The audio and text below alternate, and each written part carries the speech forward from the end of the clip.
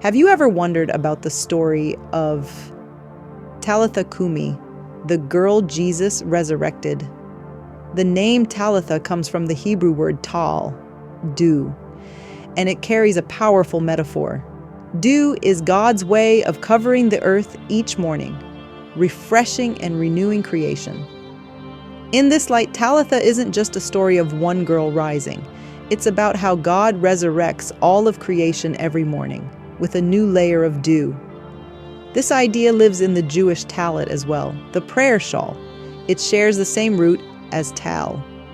When Jews wrap themselves in it, it's like being wrapped in that same renewal, talit.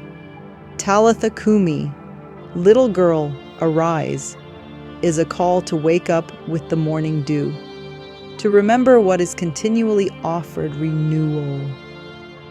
But there's another layer, a deeper story about time.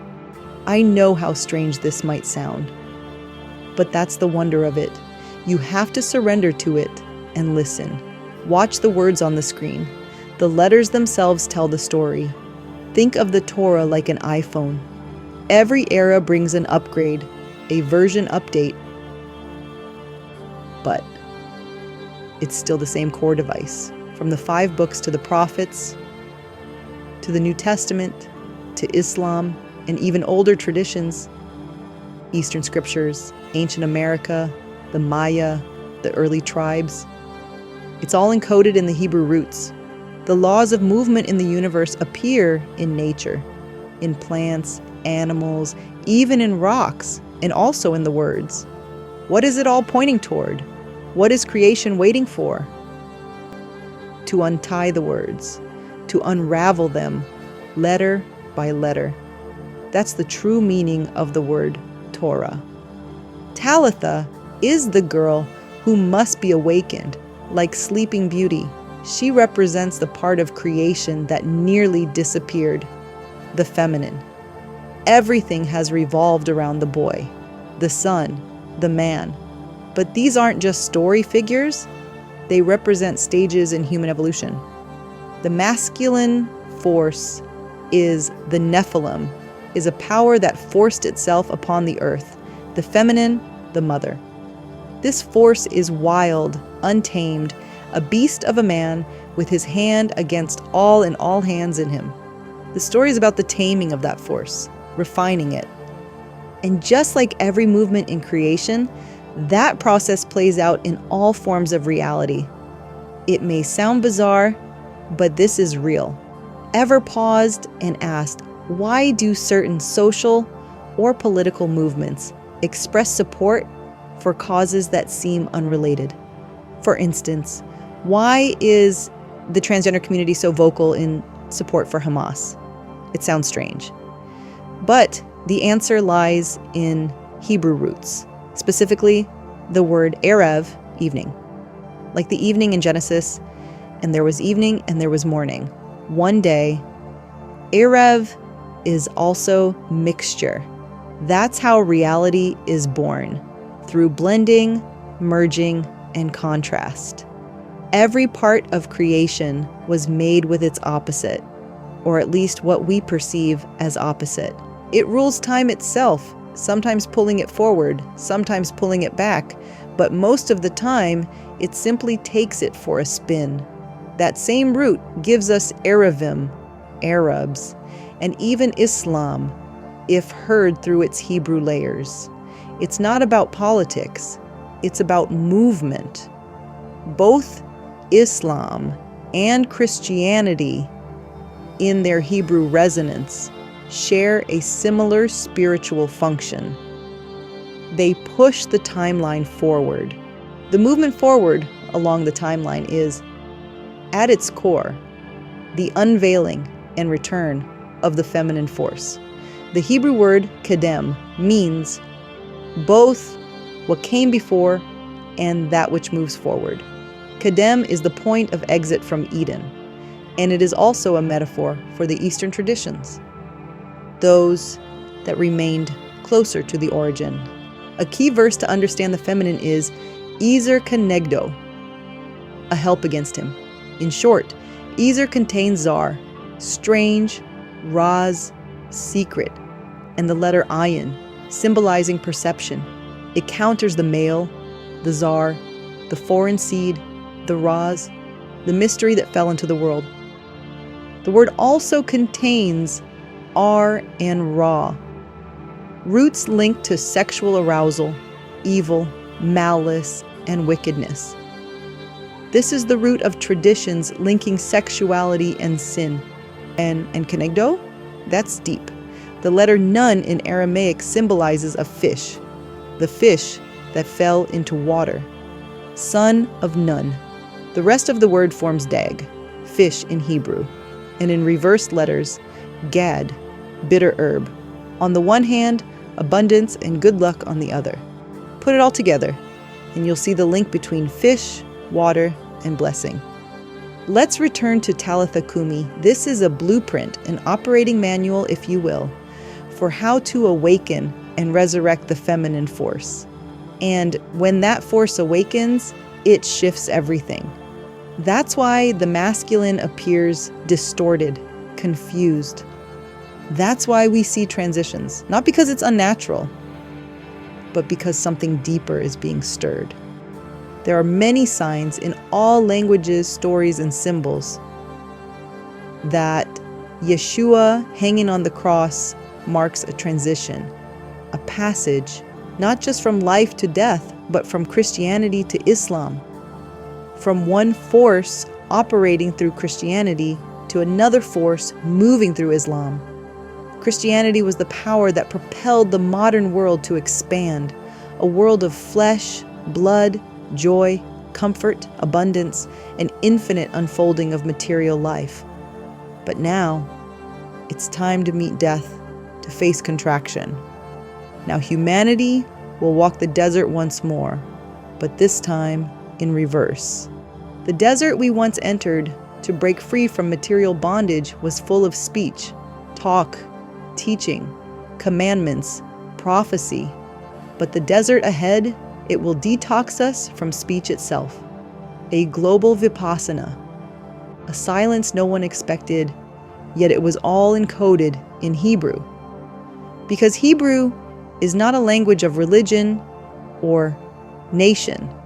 It is prophecy itself, not tied to Judaism, not owned by Israel.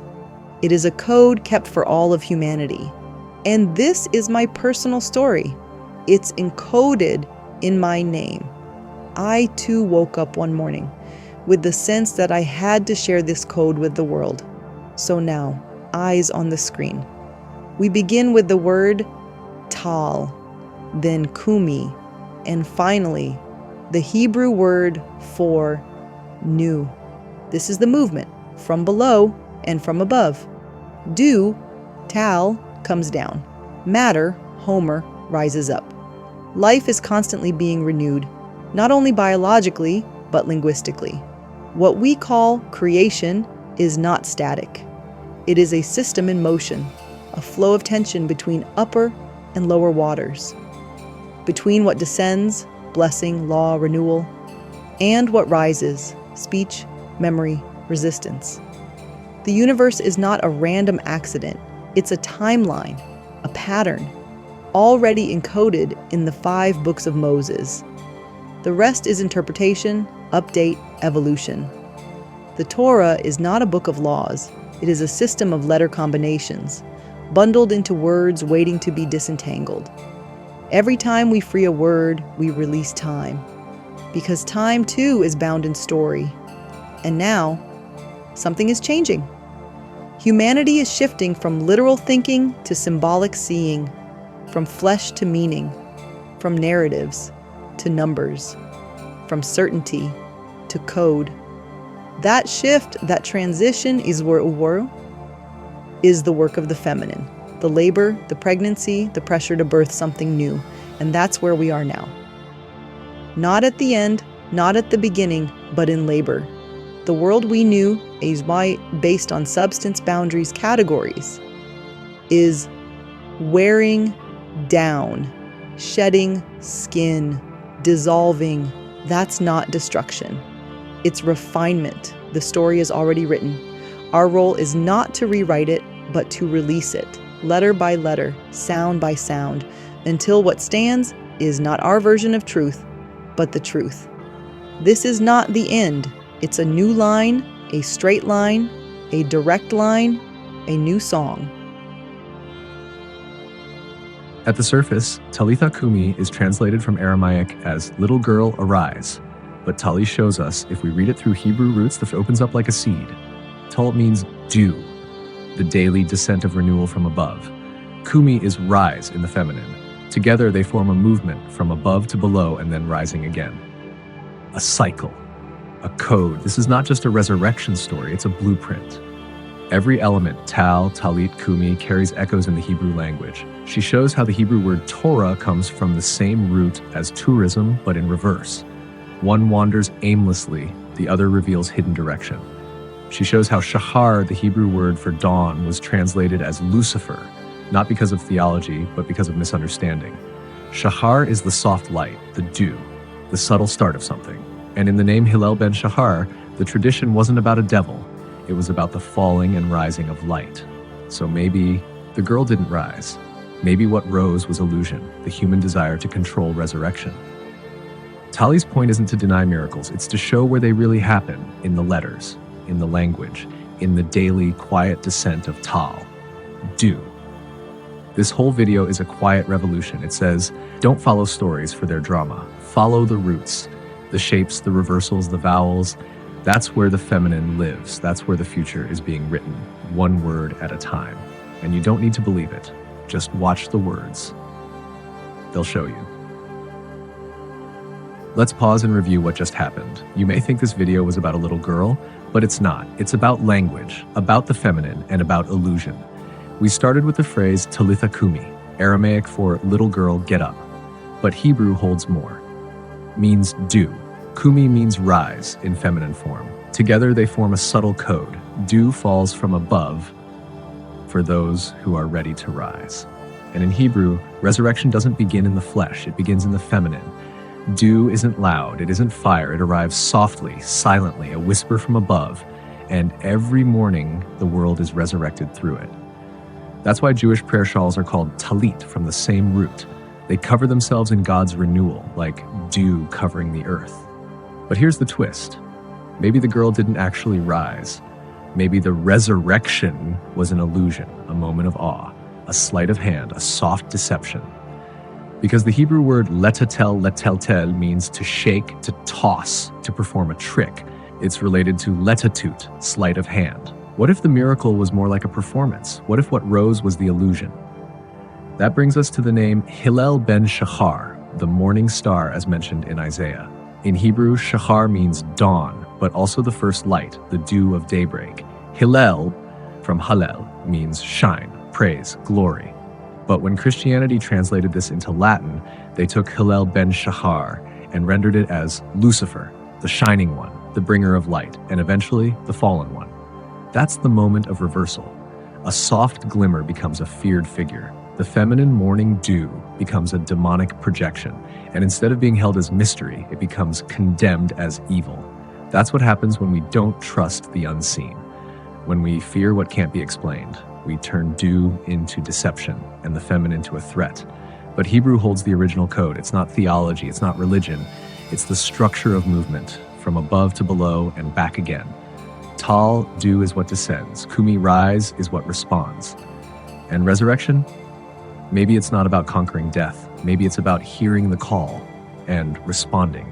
Maybe it's not about certainty, but about softening into a mystery that keeps unfolding. And maybe that mystery is written not in stone, but in dew. So next time you hear Talitha Kumi, don't look for proof. Look for the pattern. Don't ask, did she rise? Ask, what is rising in me? Because this isn't just about one girl, it's about a world waking up.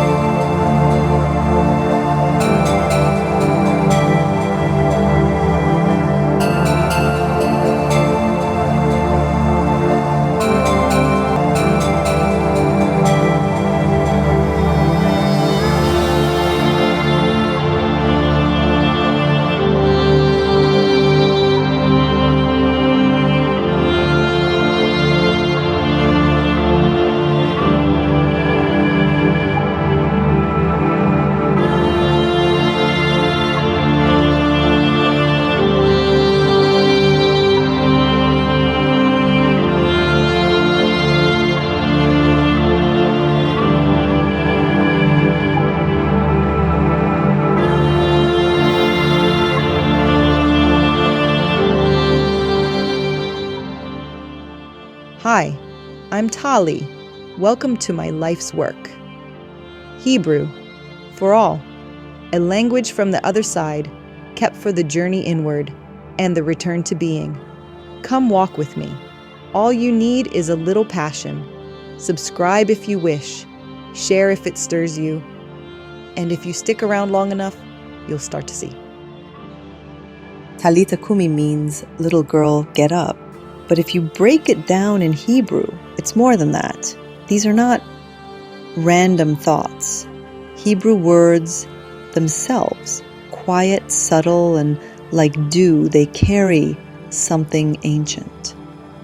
What if stories like Talitha Kumi aren't just remembered, but replayed, re-embodied, re-whispered into new people, sometimes through dream, myth, or even so-called immigration policy, not as proof, but as resonance, a word, a name. Just keep following the thread. That's the work. The story doesn't demand to be undone. It longs to be opened, letter by letter, like petals falling from a flower until the seed is revealed. What was once law becomes released, and finally something regal, not in power, but in quiet knowing. You're not unplaying the story. You're setting it free. And maybe, just maybe, that is resurrection. So before you jump to conclusions, listen carefully. It's all in the words.